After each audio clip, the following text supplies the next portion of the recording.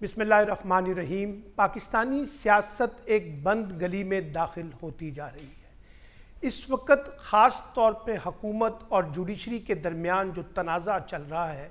वो शिद्दत इख्तियार कर रहा है और ऐसे लगता है जैसे हम मामलात को हल करने की बजाय एक बड़े तसादम की तरफ बढ़ रहे हैं, क्योंकि हुकूमत ने वाज़े तौर पे ऐलान कर दिया है कि वो किसी भी सूरत में सुप्रीम कोर्ट के फैसला जो मखसूस नशिस्तों पर आया है उस पर अमल दरामद नहीं करेगी।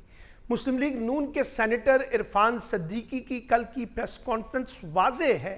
कि हुकूमत किसी भी सूरत में इस वक्त सुप्रीम कोर्ट के हुक्म को मानने के लिए तैयार नहीं है। और इसी तरह से बाकी वफाकी वज़रा और जिनमें मुशीर जो हैं वज़ीर आज़म के राना सनाउल्लाह भी कहते हैं कि हम पर कोई लागू नहीं है कि हम सुप्रीम कोर्ट के एक ऐसे फैसले को तस्लीम करें जो गैर आईनी है। दूसरी तरफ इलेक्शन कमीशन भी एक कशमकश का शिकार है कि क्या वो सुप्रीम कोर्ट के फैसले पे अमल करे या ना करे।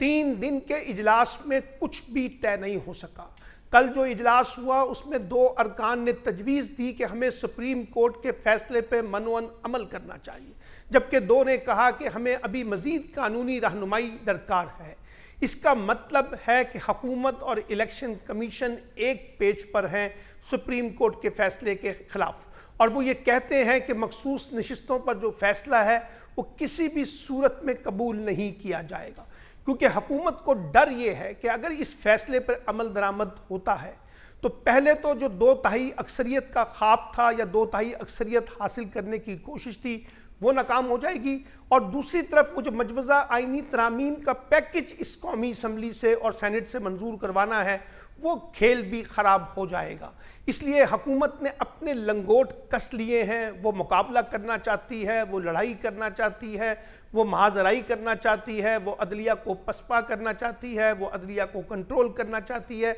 ये एजेंडा बड़ा वाज़े तौर पे सामने आ चुका है। इसी तरीके से हम ये देख रहे हैं कि वो जो मजवज़ा आइनी तरामीम का पैकेज है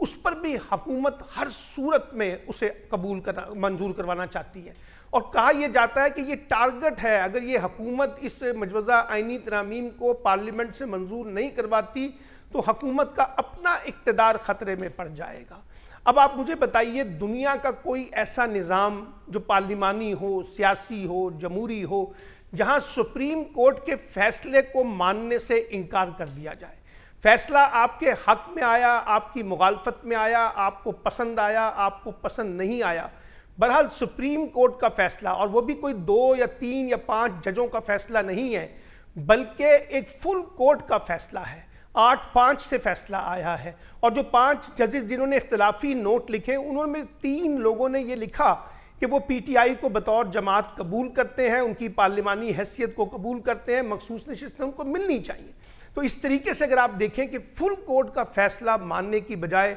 अक़लियती जजों के जो इख्तिलाफी नोट हैं उनको वजह बनाकर, उनको बुनियाद बनाकर इस वक्त सियासत की जा रही है। फिर पूरे मीडिया का एक नया महाज खोल दिया गया है जजों की किरदार कुशी के ख़िलाफ़, और जजों को पर एक टारगेट किया जा रहा है। इसी तरीके से हम ये देख रहे हैं कि जो सुप्रीम कोर्ट के वकला हजरात हैं उनको भी किसी ना किसी शक्ल में धमकियां दी जा रही हैं। सुप्रीम कोर्ट बार को दी जा रही है, पाकिस्तान बार कौंसिल को दी जा रही हैं, और कहा जा रहा है कि किसी सूरत में आगे नहीं बढ़ने दिया जाएगा। वफाकी वज़ीर कानून आज़म नज़ीर तारड़ साहब अपनी गुफ्तगू कर रहे हैं, राना सनाउल्लाह अपनी गुफ्तगू कर रहे हैं। उसके बाद फिर हमने देखा इरफान सिद्दीकी का, मैंने आपको बताया, फिर उसके बाद हम ख्वाजा आसिफ को देख रहे हैं, बाकी लोगों को देख रहे हैं। लगता ऐसे है कि हुकूमती कैंप में इस वक्त एक सियासी हलचल मची हुई है और उनको समझ नहीं आ रहा कि सारे मामले को कैसे टैकल किया जाए। दूसरी तरफ हम ये देख रहे हैं कि बिलावल भुट्टो और मौलाना फजलुर रहमान काफ़ी सरगर्म नज़र आते हैं कि जी हम एक कॉन्स्टिट्यूशनल कोर्ट की तरफ जाना चाह रहे हैं, और वो भी कॉन्स्टिट्यूशनल कोर्ट जिस पे सबका इत्तफाक हो सके। तो एक नई पॉलिटिक्स को भी जनरेट करने की कोशिश की जा रही है। लेकिन आप मुझे ये बताएं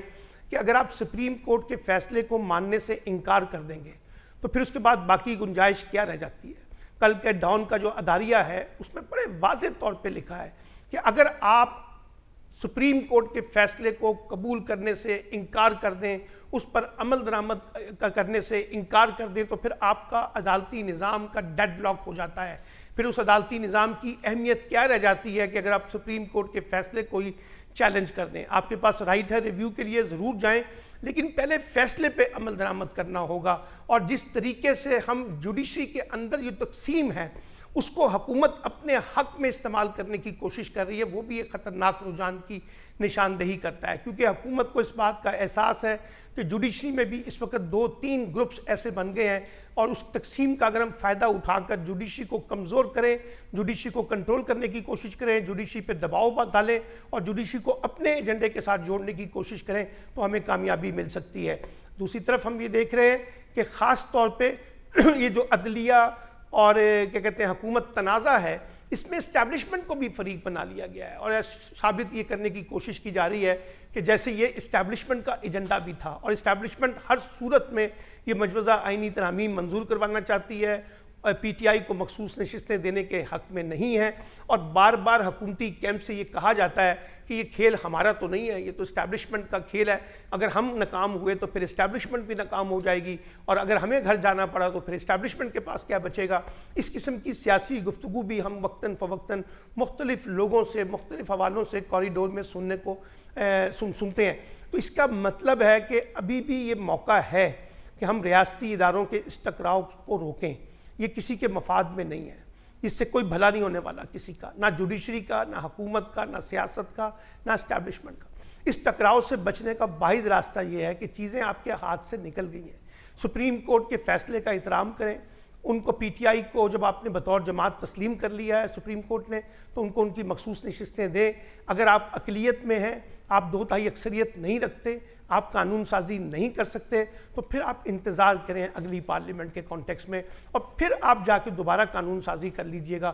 اور ویسے بھی میں نے یہ کہا ہے کہ جس عجلت میں جسے کہتے ہیں خوف سے اور جس طرح سے چھپا کر معاملات کو قانون سازی کی جا رہی تھی, جس کو ہم جوڈیشل ریفارم کا نام دے رہے ہیں, عدالتی اصلاحات کا نام دے رہے ہیں, کانسٹیٹیوشنل کریکشن کی بات کر رہے ہیں, اس ساری باتوں کے اندر سوائے شکوک و شبہات کے اور کچھ نہیں ہے. کیونکہ دیکھیے نا, اگر آپ نے قانون سازی کرنی ہے ٹرانسپیرنٹ طریقے سے, شفافیت کے ساتھ, سب کو اتفاق رائے سے لے کے چلنا ہے, تو پھر وہ مسودہ تو سامنے لائیں, اس پہ بحث تو کروائیں, اس پہ گفتگو تو ہو, اس کے اوپر کوئی ڈائلاگ ہو, پارلیمنٹ کے اندر ہو, پارلیمنٹ سے باہر ہو, میڈیا میں ہو, سول سوسائٹی میں ہو, بار ایسوسیشنز کے اندر ہو, وکلا باقی فریقین جو ہیں اس کے اوپر گفتگو کریں, وہاں سے کوئی چیز نکل کر سامنے آئے تو ایک بڑا اتفاق رائے بنتا ہے. لیکن ہم جس طرح کا اتفاق رائے پیدا کرنا چاہتے ہیں, جبر کی بنیاد پہ, ڈر کی بنیاد پہ, خوف کی بنیاد پہ لوگوں کو مجبور کیا جا رہا ہے کہ آپ اس قانون سازی کا ساتھ دیں, تو اس سے پھر نظام آگے نہیں بڑھے گا, بلکہ ہم خود اپنی حرکتوں سے اس نظام کو لپیٹنے کا کھیل کھیل رہے ہیں,